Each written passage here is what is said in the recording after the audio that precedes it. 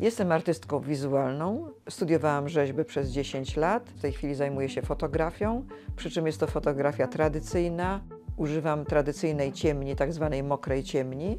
Jest to bardzo żmudna praca, wielogodzinne naświetlanie. Zanim zobaczę ten obraz, to muszę obrazek za obrazkiem naświetlać pod powiększalnikiem. Potem, jak już wszystko naświetlę, to co potrzeba według pewnego projektu wcześniejszego i szkicu i szablonu, wtedy wkładam do wywoływacza i dopiero wtedy widzę obraz. Albo on jest udany, albo nieudany. To jest bardzo duży moment takiej mojej nerwowości. Denerwuję się, bo bardzo często zdarza się, że jest nieudany i muszę cały proces powtórzyć od nowa. Charakter ten mój, który wykorzystuje pewną cierpliwość i taką wytrzymałość, wytrwałość moją, ja bym wskazała swoją mamę, która była krawcową. Jej praca może jeszcze bardziej wymagała jeszcze więcej takiej pracochłonności, cierpliwości, zaangażowania w taki detal, obszywanie. Wtedy nie używano jeszcze tych maszyn wielofunkcyjnych, tylko pedałowe maszyny i każdy szef trzeba było po prostu obdziergać, więc ta igła chodziła w te i we w te i w sumie przypomina to moją robotę. Praca pod tytułem Strażnicy Iglicy powstała w 1990 roku. W tamtym okresie prawie wszystkie moje prace powstawały trochę z takich emocji, z którymi nie bardzo mogłam sobie poradzić. Byłam zawieszona pomiędzy czymś, co już było i ono było, czyli już nie było, a tym, co ewentualnie miałoby nadejść, a czego zupełnie nie byłam w stanie przewidzieć. Rok 1990 to jest jeden rok po wolnych wyborach, po zmianie systemu, ale jednocześnie to dla mnie jest bardzo ważny rok czy lata w moim życiu zarówno prywatnym, osobistym, jak i artystycznym. Poprzednio pracowałam z Przemysławem Kwiekiem jako duet Kwiekulik i w tym momencie właśnie ten duet się rozpadł. Zajmowaliśmy się artystycznie przede wszystkim sztuką działań, performance, sztuką efemeryczną. Natomiast działalność nasza nie była nastawiona na produkcję obiektów trwałych, w trwałym materiale. I tu nagle przy zmianie mojej osobistej, ale jednocześnie systemu politycznego w Polsce, ja próbowałam pożenić te dwa porządki, ten przeszły, czyli te efemery, działań chwilowych, ulotnych i zaczęłam poszukiwać form trwałych w postaci architektury, głównie katedr sakralnych, ale nie tylko, różnych form trwałych. Ta praca formalnie przypomina witraż gotycki, zarówno ze względu na swój kształt, jak i na wykorzystane elementy. Właściwie każdy element tej pracy coś znaczy. Na każdy można patrzeć nie tylko jakby na to, co on przedstawia, ale jakie są jego znaczenia. Po dwóch stronach Pałacu Kultury, czy tej katedry, znajdują się kształty haków, czyli tak jakby symbol skrzydeł. Dwa haki wbite w Pałac Kultury.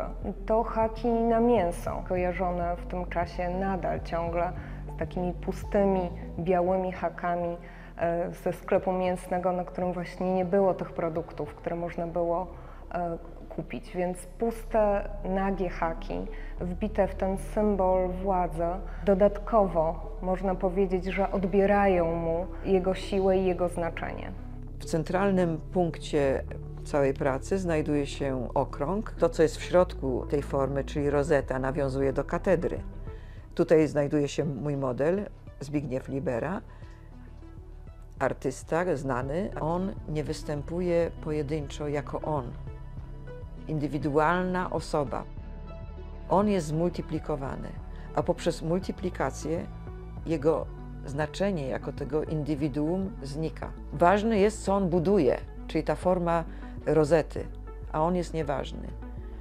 I w tym sensie, no nie wiem, czy można tutaj wyciągnąć z tego wniosek, ale to niech inni może robią, że człowiek i w jednej rzeczywistości, tej sakralnej, i w tej socjalistyczno-komunistycznej jest właśnie nieważny.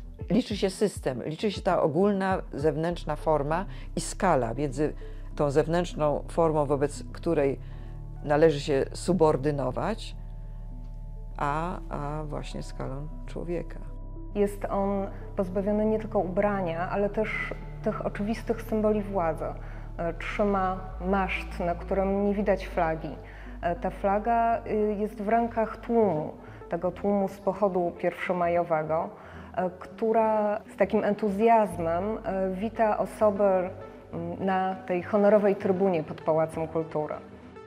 Po dwóch stronach iglicy Pałacu Kultury, czy też formy tej sakralnej, stoją mężczyźni, również to jest Zbigniew Libera, nadzy, trzymają w ręku kije, które mają symbolizować coś na kształt broni i oni mają tej iglicy strzec. Oczywiście to jest pytanie, na które ja nie odpowiem. Dlaczego mają strzec tego czubka, czego? Systemu? Czubka wiary? Nie wiadomo. Oni stoją i pilnują. Jest to praca, której znaczenie dla kolekcji Muzeum Warszawy jest ogromne.